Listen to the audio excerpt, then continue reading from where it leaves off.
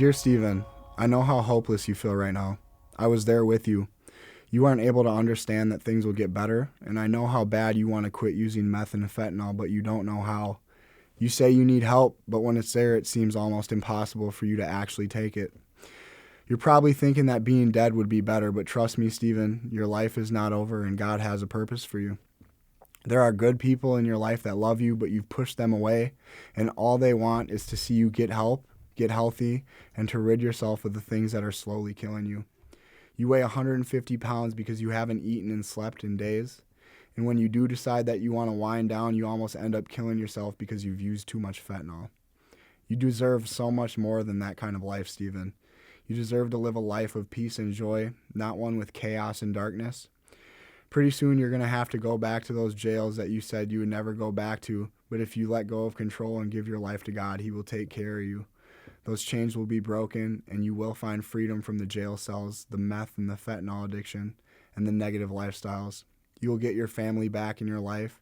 The hopelessness is going to be replaced with happiness. You're not going to feel lost anymore, but you're going to feel love. I promise God will make you whole again. I love you, Stephen. We are going to be good. I was raised by my grandma and grandpa. Both my parents were addicts. My mother passed away when I was 6 years old from an overdose suicide. And my dad was in and out of my life because of his addictions. And I always told myself I wasn't going to be like that. Because of my grades and stuff, I got involved into an alternative program within the high school that I went to. And that alternative program had a bunch of other students that were who had family issues and kind of this toxic upbringing. And one common thing that they always did during lunch and after school was they partied. And eventually I was like, you know what, I'm going to try it out. And very quickly, weed turned into, acid and mushrooms. And very quickly it just got out of control. I stopped caring about school. And at the time, my grandpa, who was like my father figure, he had leukemia. And so he was very sick. And so just to try to cover up that situation and that pain, I fully went into addiction and partying and drugs. And so, by the end of my senior year, when I was supposed to graduate, I didn't graduate. Everybody else was walking the stage, and I was getting high on cocaine. I was into that when I was 18, started getting arrested. That pattern of in and out of jails and within the probation system, that begun. And once it started, it was just it was nonstop. When I turned about 19, I tried methamphetamines for the first time, got addicted to that. And then shortly after that, tried heroin. And so I got addicted to heroin, and eventually there wasn't any more heroin. It was all fentanyl. So that it just automatically transitioned into fentanyl, which was way stronger. Because dealers weren't going to sell heroin. They were going to sell fentanyl because that's what they wanted. That's what people wanted. They wanted to get the strong stuff. They wanted to get the stuff that everybody was overdosing on because they could get that extreme high. There was points where I was homeless, where I didn't have anywhere to go. I've stayed in tents and in tent encampments before. And yeah, it was just at that point, it was like, man, like I didn't have anything to live for, except to get high. But when you're using methamphetamines and heroin and fentanyl at this point for such a long time, your emotions are so blocked out because the only thing you really feel is that high. And so, when you're not high, you're sick or you're just depressed or you hate your life, and that just drives you to use more. And so there isn't really too many emotions besides I need to get high. And then in 2021, in October of 2021, I got into a high-speed chase. Cops tried to pull me over. I knew I had warrants, and I insisted that I wasn't going to go to jail that day.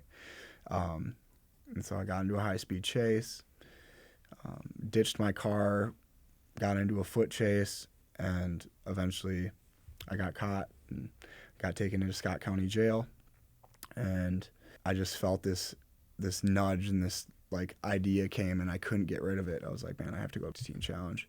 And so I filled out an application. I got released to the short-term program, and thank God. For me, I really understood the gravity of how serious the situation was. It was really life or death, and I understood that, and I saw that, and I recognized it. And so when I came in, I told myself, I'm just gonna sit, I'm gonna listen, I'm gonna try to soak in everything that I can. And I think part of that humble posture was just being defeated, because I'd tried this so many times. I tried to get sober. I tried to take control back in my life, and I couldn't. So this time around, like, I just had to sit back and listen and let people, feed into me. And today, in recovery, I have beautiful relationships. I have amazing friends. I have a community that is so strong.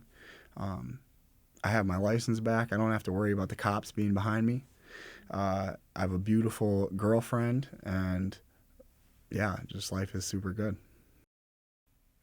I believe in MNTC so much because of the time. People in addiction who have been using drugs for years and years and years of their life, they need more than 30, 60, 90 days. And Minnesota Adult and Teen Challenge offers that long-term program, and it's just an opportunity to be able to completely reset and heal the hurt and the pain that causes people to go out and to use drugs and alcohol. And so it's the time, I think, that's important, and the time, and with that time, a strong community, strong relationships are built, and there's bonds that are built that can't be easily broken. Make that step, make that sacrifice, lay this addiction down, and just accept the help that's offered. There's so much help out in this world, in this community, and there's so many people that are willing to drop everything they're doing to make sure that you get the help that you need, to get into the program that you need, to see the counselor that you need. And so, but it takes that step, it takes that sacrifice to actually say, you know what, I need to do this.